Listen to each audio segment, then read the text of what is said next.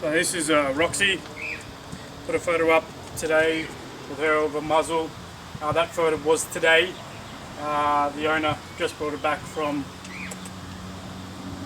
the vets. Gonna go to check up. So I brought her into the house with a muzzle on because she goes to the vet a lot with a muzzle on. So just wanted to get a feel of how this dog reacted in a muzzle. No to the guy that commented putting a muzzle on the dog shows that I'm scared of it. I'm absolutely not scared of the dog. I do this for a living, day in and day out, and definitely dogs do not scare me, no. Otherwise I wouldn't be doing this, what I'm doing. I'm sure whatever you do in life does not scare you, and you don't project fear, and that's how you're good at what you do. So I just wanted to get a good idea on how she reacts with a muzzle, if it makes her more stressed out, if it does create a lot more fear. So Roxy has a lot of fear. She doesn't trust people. There is a lot of negative energy when it comes to people that she doesn't know. So she's been here now for about 4 or 5 days, I believe, and the improvements have been really, really great. Some dogs move faster than others. As you can see here, she's coming towards me, but as I was saying, some dogs do move a lot faster than others when it comes to rehab. The problem is that you can't push acceptance. It's not something that you can push onto the dog. They don't have a magic wand to say, okay, you know what, bang, you have to do what I tell you to do. It takes a little bit of time, and it's that very first time, those very first few interactions with the dog that makes it crucial to the way that they're going to be rehabilitated. So the first time I had to go and put a lead on this girl here, it took me about an hour and a half. 1 hour and a half, 90 minutes to put a leash on her. Not because she was trying to bite me or she was trying to go crazy. She kept on running away from it. I could have, of course, blocked her off into a corner and put the lead on, but that's not how it works. So it took an hour and a half the very first time, and then it started going from an hour and a half down to 10 minutes, down to 15 minutes. And the whole point of that exercise was to get the dog to come to me, to come towards the leash, associate something good with the leash. So that is why it takes a little bit more time in doing what we do. Roxy, come. So what she's doing is, obviously, there is a lot of insecurity with the dog, of course, and that is why she's here in the first place. So in an instance like this, we're going to present her the leash. Come. So you're going towards the gate, brings the dog forward. So we're going to use that forward momentum to try and get her to relax with the leash. We'll bring the leash over. She constantly just walks away from it, so she shuts him out. So the idea here, we're just going to pat her a few times. Good girl. With the leash. Oh, good girl. So we just want her to just relax, live with it, deal with it.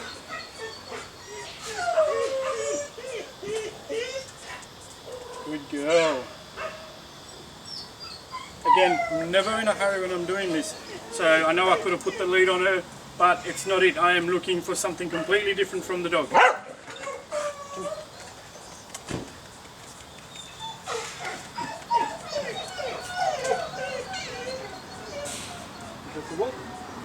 Come.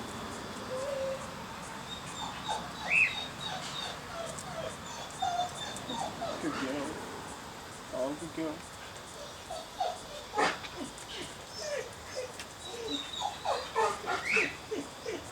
Good girl.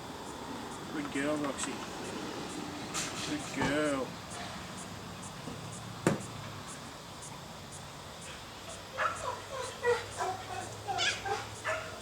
Good girl. Because you do try and sort of keep in mind as well, we are not training a dog here. We are rehabilitating, we remove the behaviour. So whenever you're removing a behaviour, something else pops up. So the idea here is to not make sure that we don't put in any other, we don't let another behaviour pop up, and if it does, we have to deal with it. But what I want, in order for this rehabilitation to be successful, is for her to eventually come and stick her head straight in here, because that means that she's overcome that fear or that anxiety of being leashed up, of course, because it blocks that flight and fight, and the flight and avoid behaviour from the dog.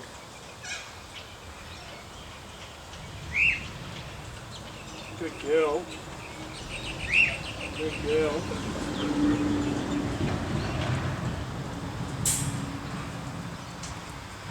Good girl. So, and this is another thing too, if the dog wanted to bite me, she would have bitten me by now. If the dog wants to bite you, it will bite you. So don't go in there sort of thinking about getting bitten.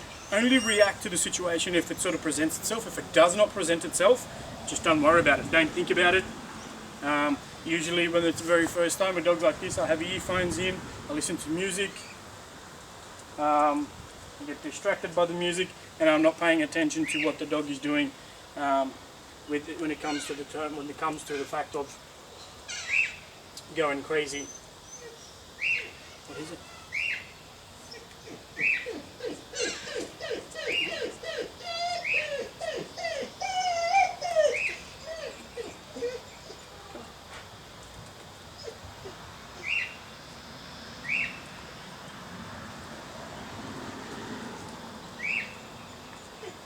So everything that the dog is communicating to me is just fear. It's sort of like self-preservation kicking in, and he's telling her that if she doesn't defend herself, something bad's going to happen. And that's why a lot of these fear biters usually bite, and it's usually just a nip as well. They very rarely break the skin. Only a small percentages of these dogs actually do break skin. It's usually always to create distance. So yeah, you just want to always be just nice and relaxed and very careful that you don't put a dog in a position where he thinks it has to defend itself, or it has to access that self-preservation and keep you as far away as possible from it.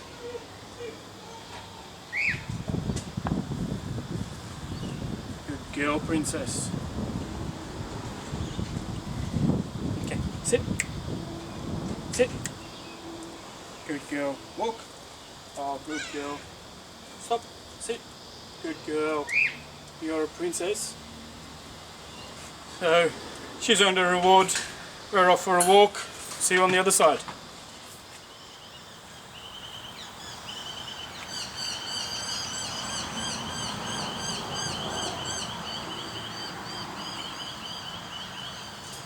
Mom.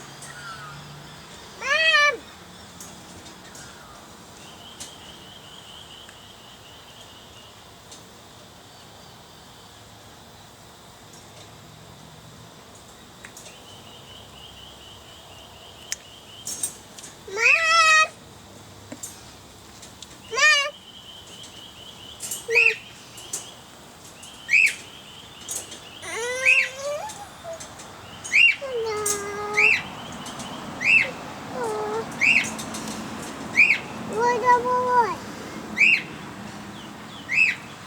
Okay, so what we're doing here with Roxy is just teaching her to walk next to me. If I slow down, she slows down. If I speed up, she speeds up. I just want her to be in tune with me, of course, and pay attention to me. Now, obviously, it might not look like a lot, but to the owner who's going to be watching this, this is going to be a very big thing, because Roxy is not good with dogs at all. But yeah, there's two dogs just here on the side that are helping us out. We've got little Zeus and we've got Reuben, and she's walking past them with no issues whatsoever. And this is all in a nice small period of time,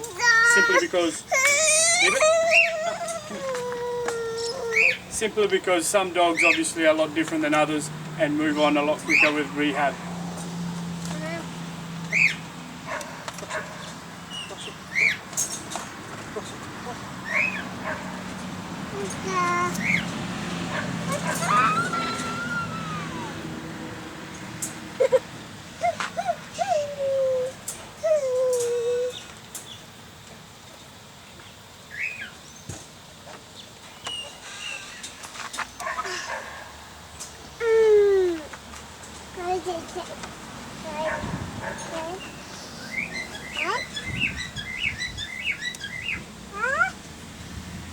So that's it for us. For now, we're going to keep an eye on her and watch her rehab, and we're bringing a lot more people, more and more people for her to get accustomed to and to overcome her fears. Thanks for tuning in, thanks for watching. Catch you soon. Let's go, baby.